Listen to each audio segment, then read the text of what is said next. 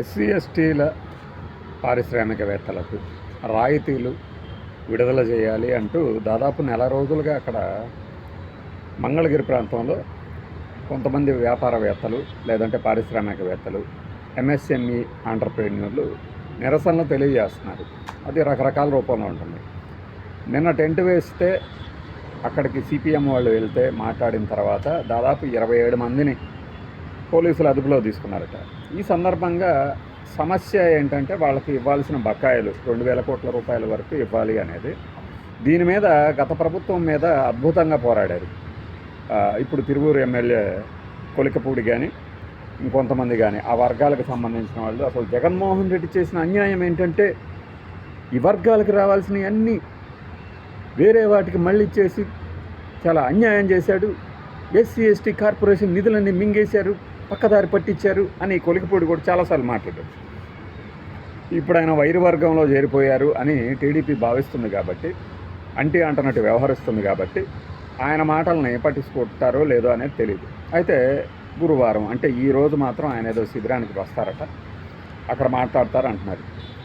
సమస్య ఇదైతే అసలు హైలైట్ అయ్యేది ఏంటంటే ఆయనకి విజయవాడ ఎంపీకి మధ్యలో ఉన్న గొడవల మీద, ఆ గొబ్బెమ్మల మీద రాష్ట్రంలో ఏ సమస్య లేనట్లుగా అప్పట్లో హడావిడి చేశారు.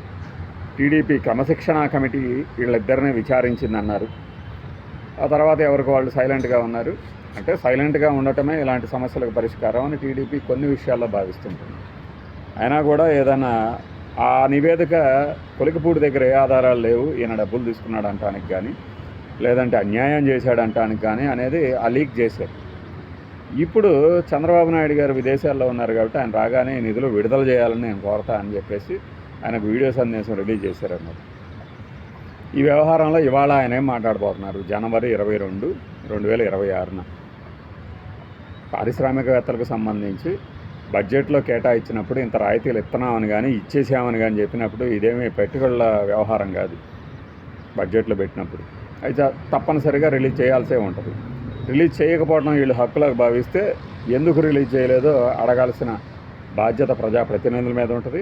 అవసరమైతే వీళ్ళు ఎవరైతే ఆంటర్ప్రెన్యూర్స్ ఉన్నారో అంటే వీళ్ళ గురించే కదా చెప్తుంది, మేము ఘనంగా పరిపాలిస్తున్నాము, అద్భుతంగా జీడిపి పెరుగుతుంది, ఆదాయం పెరుగుతుంది, ఇంతమందికి రుణ సదుపాయాలు కల్పించాము, రాయితీలు ఇచ్చామని చెప్పినప్పుడు కోర్టులో దాన్ని కూడా ఎవరైనా క్వశ్చన్ చేస్తే సమాధానం చెప్పాల్సి వస్తుంది.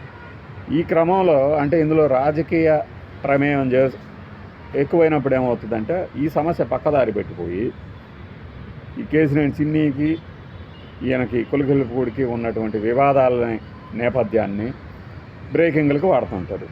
మళ్ళీ మరోసారి గెలుకుడు మొదలుపెట్టిన కొలికపూడి వెటకారంగా ఫలానా వీడియో పెట్టాడు, అలా పెట్టాడు, ఇలా పెట్టాడు అని. అలా చూసినా కూడా ఏంటంటే ఇప్పుడు వీళ్ళంతా ప్రభుత్వానికి వ్యతిరేకంగా మాట్లాడుతున్నారా లేదా పారిశ్రామికవేత్తలు అనేది పక్కన పెడితే వాళ్ళ దగ్గరికి వెళ్ళి పరామర్శించడం ద్వారా ఈయనే సంకేతం ఇస్తాడనేది, ఆయనే సంకేతం ఇచ్చినా కూడా దానిని వీళ్ళు ఎలా బ్రేకింగ్ల రూపంలో జనాలకు అందించబోతున్నారన్నది ముఖ్యం. పార్టీ వ్యతిరేక కార్యక్రమంగా దాన్ని వీళ్ళు ప్రొజెక్ట్ చేశారనుకోండి, నేనేం మాట్లాడాను అక్కడ కేవలం ఈ ప్రభుత్వం మీకోసమే ఉందని చెప్పడం మాత్రమే నా లక్ష్యం అని ఏనా చెప్తాడు, అందులో సందేహం లేదు. బట్ దీని పర్యవసానం ఏంటి?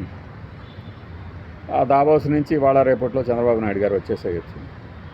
ఆ తర్వాత దీని మీద ఈ ఎమ్మెల్యే ఆయన గారిని అపాయింట్మెంట్ అడిగి తీసుకొని ఈ సమస్యని ఆయన దృష్టికి తీసుకెళ్ళటానికి ప్రయత్నిస్తారా లేదా అనేది పక్కన పెడితే రియల్ టైం గవర్నెన్స్లో real time speed of doing business వాడే వాళ్ళు వీళ్ళు ధర్నాలు చేస్తున్న విషయం తెలియదా?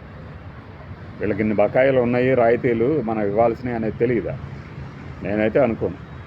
కాబట్టి ఇందులో రాజకీయం మనం వద్దన్నా కూడా దొరబడుతుంది.